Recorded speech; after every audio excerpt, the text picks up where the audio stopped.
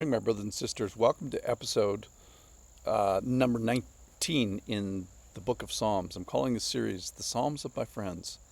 Here's the title for today and the concept. If you are crushed in spirit, have I got a God for you.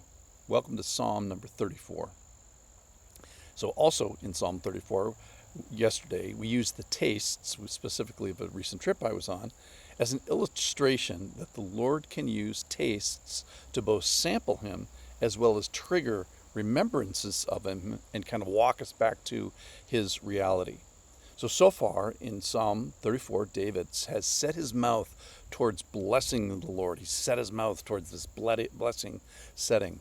I will bless the Lord at all times. His praise shall be continually in my mouth. Magnify the Lord with me. Exalt His name together. And it is the humble, yielding person who is doing this. My soul makes boast in the Lord. Let the humble hear and be glad. It's this humble person that's seeking, asking, listening, and looking to Him. So what happens when the poor cry out? What happens when His people fear Him? He answers, He delivers, He fixes the faces of those who are bent toward Him. They're radiant, they're not ashamed. They've been delivered and saved from troubles. Oh, taste and see that the Lord is good, says Psalm 34:8. Blessed is the man who takes refuge in Him. Oh, let's taste these moments with God and sample the flavor of what God is like in our brains so that we can recall it later. So now we're going to enter this wisdom section. This is as if Lady Wisdom is speaking to us personally. This is verse 11 to start. Oh, come, O children, listen to me.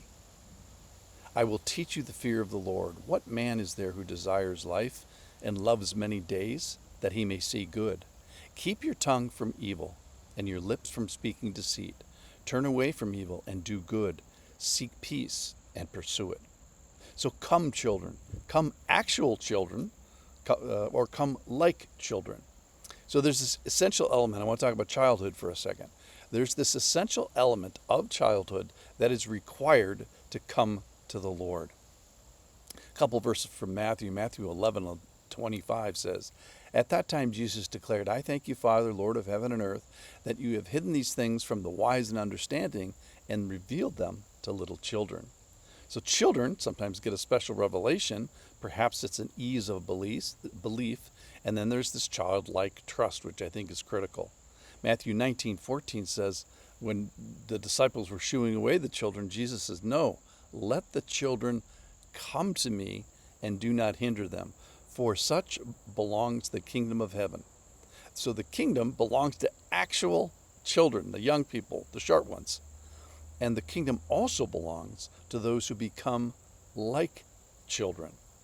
So that means that they are spiritually childlike.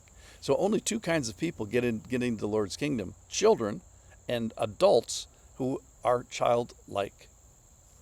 And then Matthew 18:1. The knuckleheaded disciples are fighting about who's the greatest in the kingdom of heaven. And calling to him a child, this is Jesus now, he put him in the midst of them and said, Truly I say to you, unless you turn and become like children, you will never enter the kingdom of heaven. Whoever humbles himself like this child is greatest in the kingdom of heaven. So God receives actual children, small children, and then those who become like children, perhaps most prominently in the character of humility. So children are learners and lovers, and they're without guile. They're real. When they're hungry, that they tell you. When they're tired, when they're unhappy, they're just dependent. So be like a spiritual child as you come to Psalm 34. So bring your reality. Tell the Lord about it. Know that He is bigger than your situation and bigger than you. Trust Him in His provision. Those are all childlike ways that we can imitate childishness. So it's not out of bounds that we see the Lord as parent. His eyes are towards us, His ears are tuned to our cry, and His face is against those who are against His children. So let me continue with the Psalm. Psalm 34, verse 15. Watch what the Lord does with His senses. The eyes of the Lord are towards the righteous. His ears are towards their cry. The face of the Lord is against those who do evil, to cut off the memory of them from the earth. When the righteous cry for help, the Lord hears and delivers them out of all their troubles.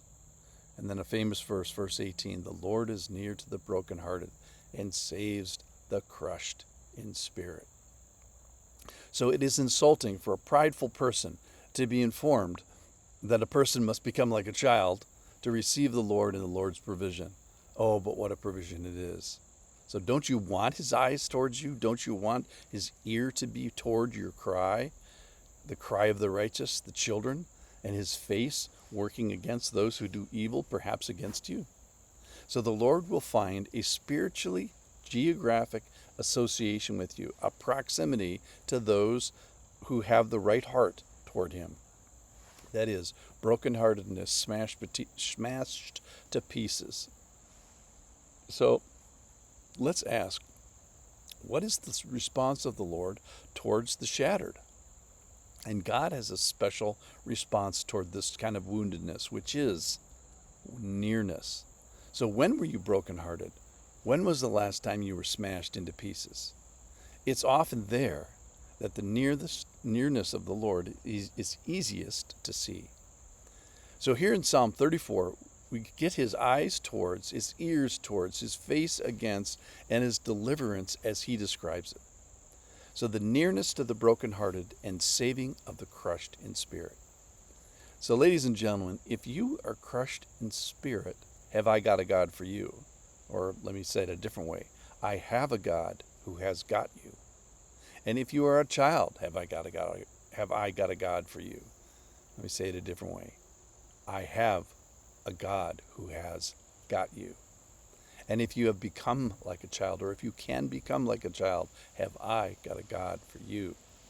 Or I have a God who has got you. Let's chew on this today. Psalm 34:18. The Lord is near to the brokenhearted and saves the crushed in spirit. Thanks for listening. I'll see you tomorrow to finish up Psalm 34.